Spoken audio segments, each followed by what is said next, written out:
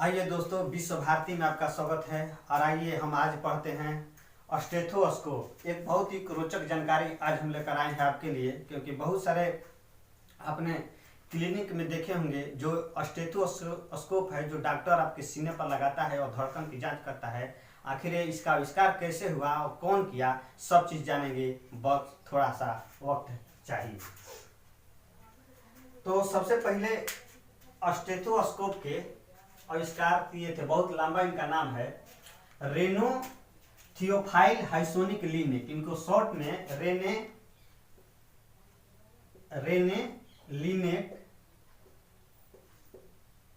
लीनेक इनको नाम दिया जाता है। इन्होंने सबसे पहले स्टेथोस्कोप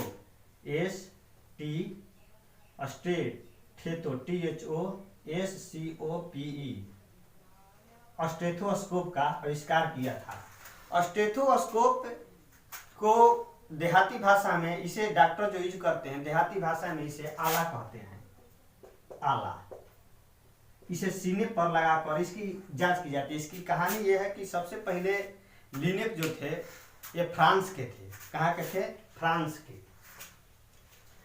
सबसे पहले ये लीनेक लेकिन फ्रांस के थे। तो फ्रांस में सबसे पहले लीनेक ने, जो भी व्यक्ति इनके पास आता था, एक चिकित्सक से, एक महान वैज्ञानिक के बाद में हुए, और सबसे पहले इन्हें महान वैज्ञानिक के नाम से जाना जाता है। तो सबसे पहले ये लीनेक काम क्या करते थे कि जो भी व्यक्ति इनके पास आता था उसके सीने पर कान लगाकर जांच करते थे। सबसे पहले तो जो सुनाई देता था उसी से अनुमान लगाते थे। लेकिन एक दिन की कहानी ये हुई दोस्तों कि एक बार एक लड़की आ गई तो उसके छाती पर कान लगाना अपने आप को असहज महसूस करते थे।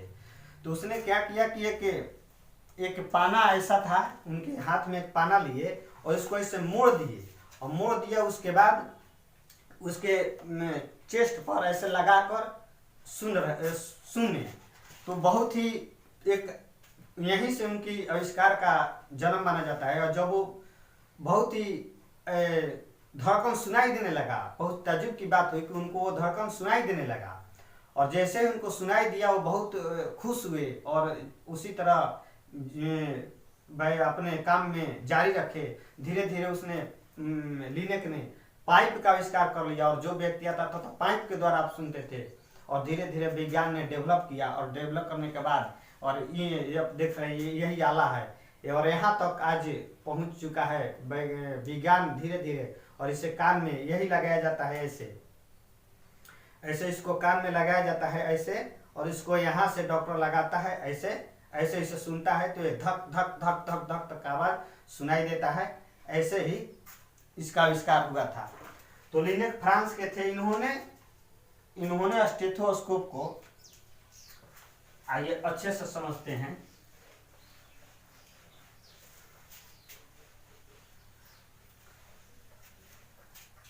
लीनेक कौन थे वैज्ञानिक? लीनेक। तो लीनेक का सबसे पहले लीनेक के बारे में जानते हैं। इनका जन्म हुआ था 1781 में, फ्रांस में हुआ था, फ्रांस में। और उन्होंने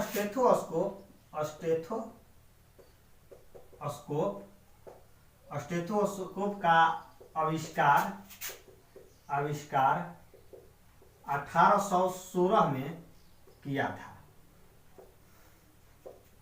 1816 में सबसे पहले स्टेथोस्कोप का आविष्कार इन्होंने 1816 में किया था। अब आइए समझते हैं इसके बारे में और थोड़ा जानकारी प्राप्त करते हैं। तो कहानी ये है हमारी धड़कन का, हृदय का या दिल का, कहिए सभी की बात है। एक मिनट में 70 या 72 बार किसी भी व्यक्ति, पुरुष हो या महिला हो, कोई भी हो, एक मिनट में 70 या 72 बार ये धड़कता है। और इसे 1 घंटा अगर लिए, और 1 घंटा में अगर धड़केगा तो 4000 से ज्यादा। अगर इसको एक दिन में कैलकुलेशन किया जाए, हमारी धड़कन एक दिन में, तो बड़ा ये रोचक जानकारी है कि 1 लाख से ऊपर जाएगा, 1 लाख से ऊपर।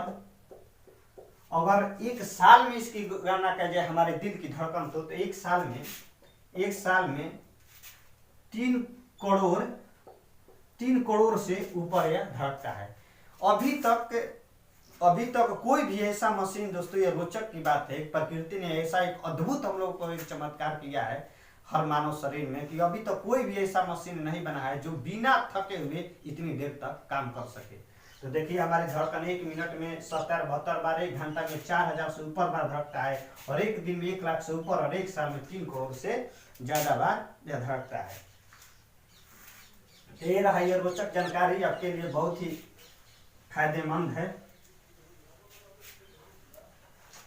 और एक ताजुब की और एक बात है इसमें, और भी एक पता लगाया गया, वैज्ञानिक ने पता लगाया कि कोख में जब बच्चा रहता है तो उसका धड़कन कब से चालू होता है। बहुत ही रोचक जानकारी हम आपको बता देते हैं कि महज कोख में या गर्भ में कहिए, गर्भ कहिए या कोख कहिए, तो महज 22 दिन के बाद उनका दिल धड़कने चालू कर देता है। 22 दिन के बाद ये अपने आप इसे धड़कना चालू कर देता है।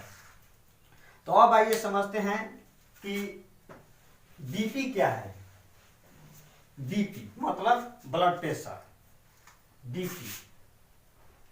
बीपी मतलब ब्लड प्रेशर।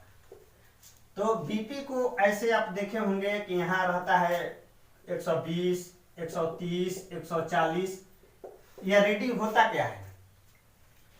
हम लोग का बीपी मतलब जितनी बार धड़केगा, जितनी बार बीपी, यही धड़कन है। जब अगर सामान्य से ज्यादा, सामान्य क्या है हमारा, सामान्य है 120/80। ये बहुत ही पुराना वर्जन, नया वर्जन में अब डॉक्टर 130/70 या 75 भी मान बहुत अच्छा समझते हैं। ये बहुत ही लेटेस्ट वर्जन है 120/80, लेकिन अब आज के समय में 130/75 भी बहुत अच्छा माना जाता है। तो ये इसको हम कहते हैं सिस्टोलिक, और इसको कहते हैं डायस्टिक, मतलब S/D, सिस्टोलिक और डायस्टिक इसको कहते हैं। मतलब जितनी एक बार में 120/80, मतलब एक बार में जितना यह खून को पंप करेगा, जितना एक बार में हृदय का हमारा एक हृदय, ऐसे हृदय रहता है। हृदय हमारे 4 पार्ट में बटा होता है, 4 कक्ष होता है। हम लोग का हृदय 4 कक्ष होता है। हम लोग का यहाँ पे 4 छोटा छोटा कक्ष है। तो 2 ऊपर रहता है और 2 नीचे रहता है। तो एक बार में जितना यह पंप करेगा तो उसको कहेंगे हम सिस्टोलिक। और उसके बाद जो एक बार में जो पंप करेगा, उसके बाद जब वो छोड़ेगा, जब इधर रक्त जब हमारी धमनिया से होकर जब जाएगी, उधर से पंप करेगा, तो उधर से पंप करेगा, जब रक्त जो धमनिया से होकर फिर जब हमारे इसमें हृदय में जब जाएगी तो उसको हम कहते हैं डायस्टोलिक। तो इसको हम 120/80 से तुलना करेंगे।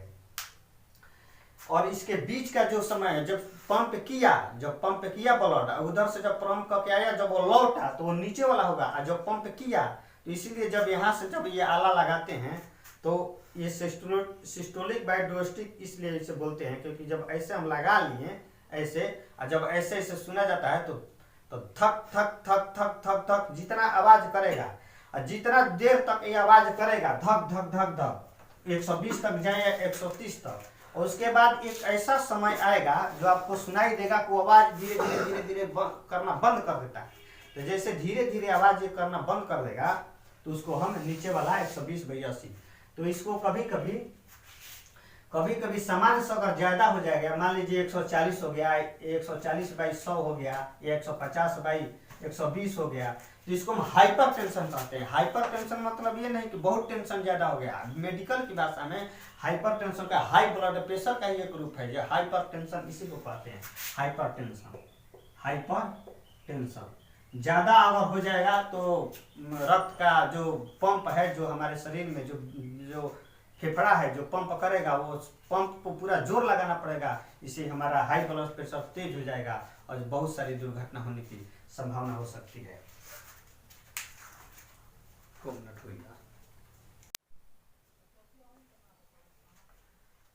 तो दोस्तों हमें आशा है कि आप लोग इस बात को अब समझ गए होंगे, आप लोग का कन्फ्यूजन दूर हो गया होगा कि क्या होता है स्टेथोस्कोप और बीपी का हाई और लो का बीपी का।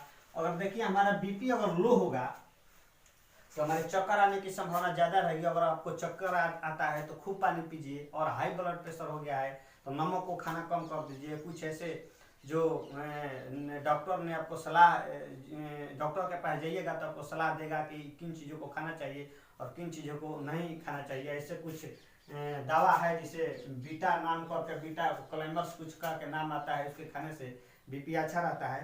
तो आज का क्लास का कैसा लगा आप मुझे कमेंट करके बताइएगा। और ये बहुत ही महत्वपूर्ण सूचना हम दे दें कि और इस सेहत के लिए भी हर कभी कभी रविवार के दिन हम लोग सेहत का भी एक वीडियो आपके समक्ष हम लाएंगे, जिसके लिए आप लोग को जानकारी बहुत अच्छा मिले। धन्यवाद।